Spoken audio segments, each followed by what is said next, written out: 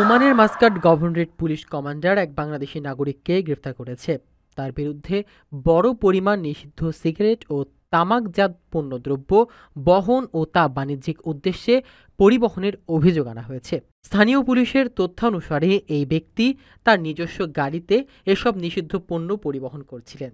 গোপন সংবাদের ভিত্তিতে অভিযান চালিয়ে তাকে আটক করা হয় এবং গাড়ি থেকে বিপুল পরিমাণ অবৈধ সিগারেট ও তামাকজাত দ্রব্য জব্দ করা হয়। পুলিশ জানিয়েছে, আটককৃত ব্যক্তির বিরুদ্ধে আইনানুগ ব্যবস্থা গ্রহণের প্রক্রিয়া চলছে। মাস্কাট গভর্নরেট পুলিশ বিভাগ জানিয়েছে, অবৈধ পণ্য ব্যবসা ও পরিবহনকারীদের বিরুদ্ধে কঠোর ব্যবস্থা নেওয়া হয়েছে এবং এ ধরনের অপরাধের বিরুদ্ধে অভিযান অব্যাহত থাকবে। ওমান সরকার ও পুলিশের পক্ষ থেকে সকল প্রবাসী ও নাগরিককে আইন মেনে চলার আহ্বান জানানো হয়েছে।